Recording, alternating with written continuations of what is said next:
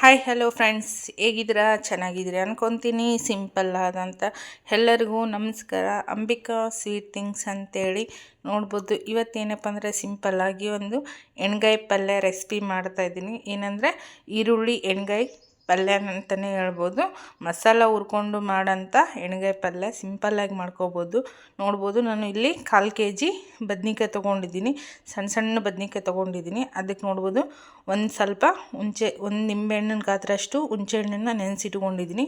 ಒಂದು ಅರ್ಧ ಕಪ್ಪು ಶೇಂಗಾ, ಒಂದು ಈರುಳ್ಳಿ. ನೋಡ್ಬೋದು, ಲೇಟ್ ಮಾಡೋದೇ ರೆಸಿಪಿ ಸ್ಟಾರ್ಟ್ ಮಾಡೋಣ. ಸಿಂಪಲ್ಲಾಗಿ ಏನಪ್ಪ ಅಂದರೆ ಬದ್ನಿಕಾಯಿ ತೊಗೊಂಡಿದ್ವಲ್ಲ, ಈ ಥರ ನೀರಲ್ಲಿ ನೀಟಾಗಿ ವಾಶ್ ಮಾಡ್ಕೊಂಬಿಟ್ಟು ಏನಪ್ಪ ಅಂದರೆ ಹುಳ ಇರಲಾರ್ದಂಗೆ ಕಟ್ ಮಾಡ್ಕೋಬೇಕು ನಾವು. ನೋಡ್ಬೋದು ಫ್ರೆಂಡ್ಸ್, ಈಗ ಈ ಥರ ನೀಟಾಗಿ ವಾಶ್ ಮಾಡಿಕೊಂಡು ಏನಪ್ಪ ಅಂದರೆ ಈ ಥರ ನೀರೆಲ್ಲ ಸೋಸ್ಕೊಂಡ್ಬಿಟ್ಟು ಈ ಥರ ಒಂದು ಬದ್ನಿಕಾಯಲ್ಲಿ 4 ಹೋಳು ಮಾಡ್ಕೋಬೇಕು. ಆದರೆ ನೀಟಾಗಿ ನೋಡ್ಕೊಂಡು ಕಟ್ ಮಾಡಿಕೊಡ್ರಿ. ಹುಳ ಏನಾದರೂ ಇದ್ದರೆ ನೋಡಿಕೊಂಡು ಮಾಡ್ಕೋಬೇಕು. ಸಣ್ಣ ಸಣ್ಣ ಹುಳ ಇರುತ್ತೆ. ಈ ಥರ ಎಲ್ಲ ಬದ್ನಿಕಾಯನ್ನು ಕಟ್ ಮಾಡ್ಕೊಂಡು ಬರೋಣ. ನೋಡ್ಬೋದು ಫ್ರೆಂಡ್ಸ್, ಈ ಥರ ಎಲ್ಲ ಕಟ್ ಮಾಡಿ ಇಟ್ಕೊಂಡಿದ್ದೀನಿ. ಈಗ ಅದನ್ನೇ ಫ್ರೈ ಮಾಡ್ಕೊಂಬರೋಣ. ಆಯಿಲಲ್ಲಿ ಡೀಪ್ ಫ್ರೈ ಮಾಡ್ಕೋಬೇಕು. ನೋಡ್ಬೋದು ಫ್ರೆಂಡ್ಸ್, ಈಗ ಒಂದು ಬಾಣಲೆ ಇಟ್ಕೊಳ್ಳೋಣ. ಗ್ಯಾಸ್ ಆನ್ ಮಾಡಿಕೊಂಡು ಈ ಥರ ಒಂದು ಬಾಣಲೆ ಇಟ್ಕೊಂಡು ಇದನ್ನು ಗ್ಯಾಸ್ ಆನ್ ಮಾಡ್ಕೋಬೇಕು. ನೀಟಾಗಿ ಡೀಪ್ ಫ್ರೈ ಮಾಡ್ಕೋಬೇಕು. ನೋಡ್ಬೋದು, ಇದಕ್ಕೇ ಆಯಿಲ್ನೂ ಹಾಕ್ಕೊತಿದ್ದೀನಿ. ಡೀಪ್ ಫ್ರೈಗೆ ಎಷ್ಟು ಬೇಕು ಅಷ್ಟು ಆಯಿಲು, ಜಾಸ್ತಿ ಏನು ಹಾಕೋ ಅವಶ್ಯಕತೆ ಇರೋಲ್ಲ. ಎಷ್ಟು ಬೇಕು ಅಷ್ಟು ಹಾಕ್ಕೊಡೋಣ. ನೋಡ್ಬೋದು ಫ್ರೆಂಡ್ಸ್, ಆಯಿಲ್ ಬಿಸಿಯಾಗಿದೆ. ಈಗ ಒಂದೊಂದಾಗಿ ಬದ್ನಿಕಾಯಿನ ಹಾಕ್ಕೊಂಬಿಡೋಣ. ಸ್ವಲ್ಪ ಬಿಸಿ ಅಷ್ಟು ಹಾಕಬೇಕು, ಜಾಸ್ತಿ ಹಾಕೋದಿಲ್ಲ. ಈ ಥರ ಒಂದೊಂದಾಗಿ ಬಿಟ್ಕೋಬೇಕು ಬದ್ನಿಕಾಯಿನ ಆಯಿಲಲ್ಲಿ. ಈ ಥರ ಎಲ್ಲ ಅಷ್ಟು ಬದ್ನಿಕಾಯನ್ನು ಹಾಕ್ಕೋಬೇಕು. ಎಳೆ ಬದ್ನಿಕಾಯಿ ಇದೆಲ್ಲ ಚೆನ್ನಾಗಿರುತ್ತೆ ಪಲ್ಯ.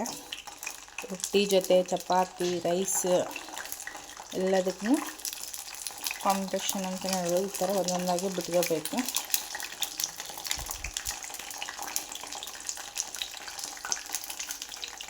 ಈ ಥರ ಬಿಟ್ಕೊಂಡ್ಬಿಟ್ಟು ಒಂದು ಸ್ವಲ್ಪ ಫ್ರೈ ಆಡಿಸ್ಕೊಳ್ಳೋಣ. ಈ ಥರ ಚೆನ್ನಾಗಿ ಫ್ರೈ ಆಗಬೇಕೀಗ. ಚೆನ್ನಾಗಿ ಫ್ರೈ ಆಗಲಿ. ನೋಡ್ಬೋದು ಫ್ರೆಂಡ್ಸ್, ನೀಟಾಗಿ ಫ್ರೈ ಆಗ್ತಾಯಿದೆ. ಈ ಥರ ಚೆನ್ನಾಗಿ ಎಣ್ಣೆಯಲ್ಲಿ ಫ್ರೈ ಮಾಡ್ಕೋಬೇಕು ಬದ್ನಿಕಾಯನ್ನು. ರೊಟ್ಟಿ, ಚಪಾತಿ, ರೈಸ್ ಜೊತೆ ಟೇಸ್ಟಾಗಿರುತ್ತೆ ಇದು. ನಾವೆಲ್ಲಾದರೂ ಟ್ರಿಪ್ ಹೋಗ್ಬೇಕಾದ್ರೂ ತೊಗೊಂಡೋದ್ರೂ ಬುತ್ತಿಗೆಲ್ಲ ಚೆನ್ನಾಗಿರುತ್ತೆ. ಉತ್ತರ ಕರ್ನಾಟಕದ ಫೇಮಸ್ ಆದಂಥ ಪಲ್ಯ ಅಂತಲೇ ಹೇಳ್ಬೋದು, ಎಣ್ಗಾಯಿ ಪಲ್ಯ. ನೋಡ್ಬೋದು, ಚೆನ್ನಾಗಿ ಈ ಥರ ಫ್ರೈ ಆಗಬೇಕು. ನೋಡ್ಬೋದು ಫ್ರೆಂಡ್ಸ್, ಈ ಥರ ಚೆನ್ನಾಗಿ ಫ್ರೈ ಆಗಬೇಕು. ಯಾವುದೇ ಕಾರಣಕ್ಕೂ ಸೀಸ್ಬಾರ್ದು ಬದ್ನಿಕಾಯಿನ. ಎಷ್ಟು ಚೆನ್ನಾಗಿ ಈ ಥರ ಸಾಫ್ಟ್ ಆಗಬೇಕು.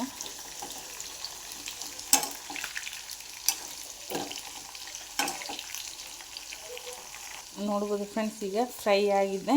ಇದನ್ನು ಸೈಡಿಗೆ ಎತ್ತಿಟ್ಕೊಂಡು ಮಸಾಲನ್ನ ಫ್ರೈ ಮಾಡೋಣ ಇದರಲ್ಲೇ. ನೋಡ್ಬೋದು, ಈ ಥರ ಸೈಡಿಗೆ ತಕ್ಕೊತಾ ಇದ್ದೀನಿ ನಾನು. ಇದು ಚೆನ್ನಾಗಿ ಫ್ರೈ ಆಗಿದೆ. ಇಷ್ಟು ಫ್ರೈ ಆದರೆ ಸಾಕು.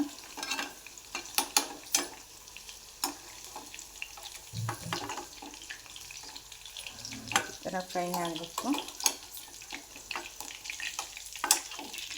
ಇದರೊಳಗಡೆ ಮಸಾಲನ ರುಬ್ಕೊಂಡ್ಬಿಡೋಣ. ಈಗ ಮಸಾಲನ್ನು ಫ್ರೈ ಮಾಡೋಣ ಫಸ್ಟ್. ಇದರಲ್ಲಿ ಆಯಿಲ್ ಸೈಡಿಗೆ ತಗೊಂಡ್ಬಿಟ್ಟು ಇನ್ನೊಂದು ಸ್ವಲ್ಪ ಉಳಿಸ್ಕೊಂಡಿದ್ದೀನಿ.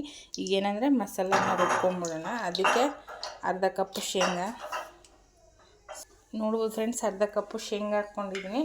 ಅದು ಒಂದು ಸ್ವಲ್ಪ ಚೆನ್ನಾಗಿ ಫ್ರೈ ಆಗಲಿ ಆಯಿಲಲ್ಲಿ. ಗೋಲ್ಡನ್ ಬ್ರೌನ್ ಆಗಬೇಕು.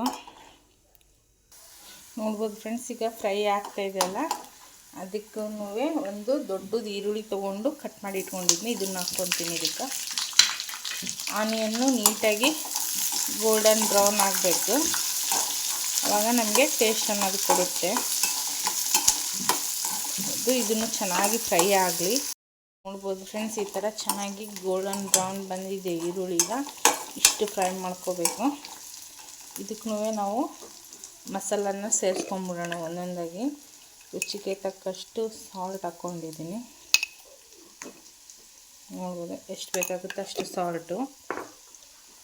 ಆಮೇಲೆ ಅರಿಶಿನ ಪುಡಿ,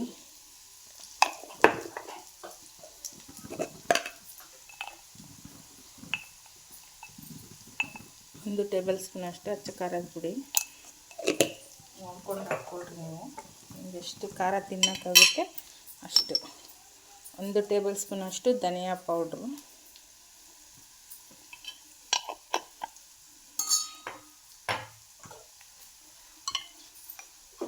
1 ಟೇಬಲ್ ಸ್ಪೂನ್ ಅಷ್ಟು ಗರಂ ಮಸಾಲ, ಇಷ್ಟನ್ನು ಚೆನ್ನಾಗಿ ಫ್ರೈ ಮಾಡ್ಕೊಳ್ಳೋಣ ಆಯಿಲಲ್ಲಿ. ಸ್ವಲ್ಪ ಫ್ರೈ ಆದರೆ ಸಾಕು.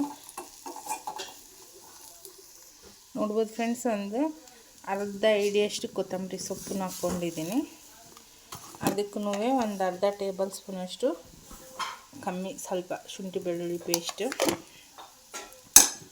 ಇದನ್ನು ಚೆನ್ನಾಗಿ ಫ್ರೈ ಮಾಡ್ಕೊಳ್ಳೋಣ. ಈಗ ಫ್ರೈ ಆಗಿದೆ. ಇದು ತಣ್ಣಗಾಗಲಿ, ಮಿಕ್ಸಿ ಮಾಡ್ಕೊಂಬಂದ್ಬಿಡೋಣ. ಮಸಾಲನ್ನ ರುಬ್ಕೊಂಬರೋಣ. ಈಗ ತಣ್ಣಗಾಗಿಬಿಟ್ಟು ಗ್ಯಾಸ್ ಆಫ್ ಮಾಡ್ಕೊತಾ ಇದ್ದೀನಿ. ನೋಡ್ಬೋದು ಫ್ರೆಂಡ್ಸ್, ಈಗ ಮಸಾಲ ತಣ್ಣಗಾಗಿದೆ. ಇದನ್ನು ರುಬ್ಕೊಂಬರೋಣ. ಫ್ರೆಂಡ್ಸ್, ಮಸಾಲನ ಈ ಥರ ರುಬ್ಕೊಂಬಂದಿದ್ದೀನಿ. ಈಗ ಬದ್ನೆಕಾಯಿ ಒಳಗಡೆ ತುಂಬ್ಕೊಳ್ಳೋಣ. ನೋಡ್ಬೋದು ಫ್ರೆಂಡ್ಸ್, ಈಗ ಬದ್ನೆಕಾಯಿಗೆ ಫುಲ್ ಮಾಡ್ಕೊಳ್ಳೋಣ. ಈ ಥರ ಮಸಾಲಾನ ತುಂಬ್ಕೊಂಡ್ಬಿಡ್ತೀನಿ ನಾನು. ನೀಟಾಗಿ ತೊಗೊಂಡಿದ್ವಲ್ಲ ಮಸಾಲಾನ ಸ್ವಲ್ಪ ತೊಗೊಂಡ್ಬಿಟ್ಟು ಈ ಥರ ಫಿಲ್ ಮಾಡ್ಕೋಬೇಕು. ನೀಟಾಗಿ ಫಿಲ್ ಮಾಡಿಕೊಂಡು ಸೈಡಲ್ಲಿ ಒಂದು ಕಡಾಯಿ ಇಟ್ಕೊಂಡಿದ್ದೀನಿ. ಅದಕ್ಕೂ ಹಾಕ್ಕೋಬೇಕು ನಾವು. ಅಷ್ಟು ಫುಲ್ ಮಾಡ್ಕೊಂಡು ಹಾಕ್ಕೊಂಡು ತೋರಿಸ್ತೀನಿ. ಈ ಥರ ನೀಟಾಗಿ ಫಿಲ್ ಮಾಡ್ಕೋಬೇಕು. ಅಷ್ಟು ಬದ್ನೆಕಾಯನ್ನು ನಿಧಾನಕ್ಕೆ ನೀಟಾಗಿ ಫಿಲ್ ಮಾಡಿ ಈ ಥರ ಹಾಕ್ಕೋಬೇಕು.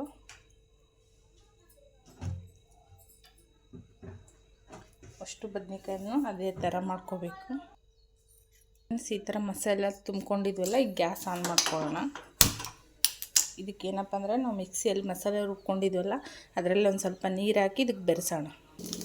ಈ ಥರ ಮಿಕ್ಸಿಯಲ್ಲಿ ನಾವು ಮಸಾಲೆ ರುಬ್ಕೊಂಡಿದ್ವಲ್ಲ, ಸ್ವಲ್ಪ ಮಸಾಲೆ ಇರುತ್ತೆ, ಅದರಲ್ಲಿ ಸ್ವಲ್ಪ ನೀರು ಹಾಕ್ಕೊಂಡು ಈ ಥರ ಗ್ರೈಂಡ್ ಮಾಡ್ಕೊಂಡು ಹಾಕ್ಕೋಬೇಕು. ಮಿಕ್ಸ್ ಮಾಡಿ ಜಾರಿಗೆ ಹಾಕ್ಕೊಂಡು ಆಮೇಲೆ ಸ್ವಲ್ಪ ಹುಣಸೆ ರಸನೂ ಹಾಕ್ಕೊಂಬಿಡೋಣ.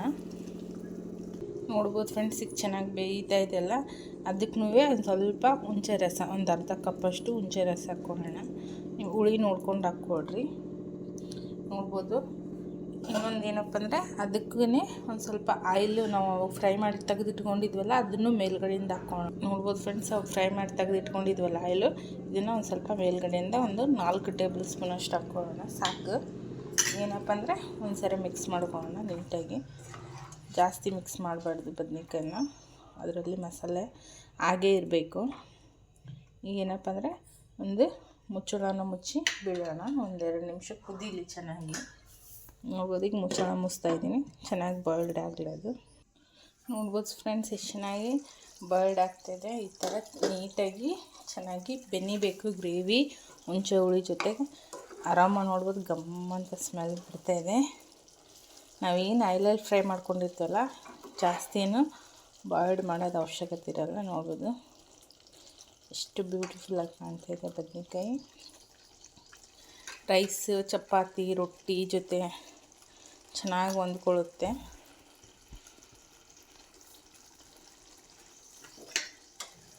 ಸ್ವಲ್ಪ ಗ್ಯಾಸ್ ಹೈಯಲ್ಲಿ ಇಟ್ಟಿದ್ದೀನಿ. ನೋಡ್ಬೋದು ಫ್ರೆಂಡ್ಸ್, ಈಗ ರೆಡಿ ಆಗಿದೆ. ಈಗ ಮುಚ್ಚಳನ ಮುಚ್ಚಿ ಗ್ಯಾಸ್ ಆಫ್ ಮಾಡ್ಕೊಂಬಿಡೋಣ. ನಮ್ಮ ಎಣ್ಗಾಯಿ ಪಲ್ಯ ಸಿಂಪಲ್ಲಾಗಿ ಮಾಡ್ಕೊಬೋದು. ಈರುಳ್ಳಿ ಎಣ್ಗಾಯಿ ಪಲ್ಯ ಅಂತಲೇ ಹೇಳ್ಬೋದು.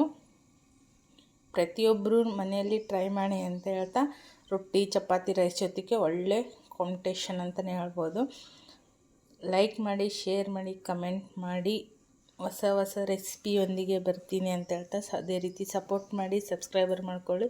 ಬೆಲ್ ಐಕನ್ನು ಕ್ಲಿಕ್ ಮಾಡಿ, ಆಲ್ ಅನ್ನೋ ಆಪ್ಷನ್ನ ಕ್ಲಿಕ್ ಮಾಡ್ಕೊಳ್ಳಿ. ಏನು ಹೊಸ ರೆಸಿಪಿ ಮಾಡಿದ್ರೂ ಫಸ್ಟ್ ನಿಮಗೆ ತಲುಪುತ್ತೆ ಅಂತ ಹೇಳ್ತೀನಿ. Thank you so much. Next ವ್ಲಾಗಲ್ಲಿ ಸಿಗೋಣ. ಎಲ್ಲರಿಗೂ ಟೇಕ್ ಕೇರ್, ಬಾಯ್ ಅಂತ ಹೇಳ್ತಾ ನಾನು ಸರ್ವ್ ಮಾಡಿನೂ ತೋರಿಸ್ತೀನಿ ನಿಮಗೆ. ಬ್ಯೂಟಿಫುಲ್ಲಾಗಿರುತ್ತೆ. ಎಣ್ಗಾಯಿ ಪಲ್ಯ, ಈರುಳ್ಳಿ ಎಣ್ಗಾಯಿ ಪಲ್ಯ ಗ್ರೇವಿಯಾಗಿ ತುಂಬ ಟೇಸ್ಟಾಗಿರುತ್ತೆ. ಪ್ರತಿಯೊಬ್ಬರು ಟ್ರೈ ಮಾಡಿ ಅಂತ ಹೇಳ್ತಾ ಥ್ಯಾಂಕ್ ಯು ಸೋ ಮಚ್. ಧನ್ಯವಾದಗಳು ಹೇಳ್ತಾ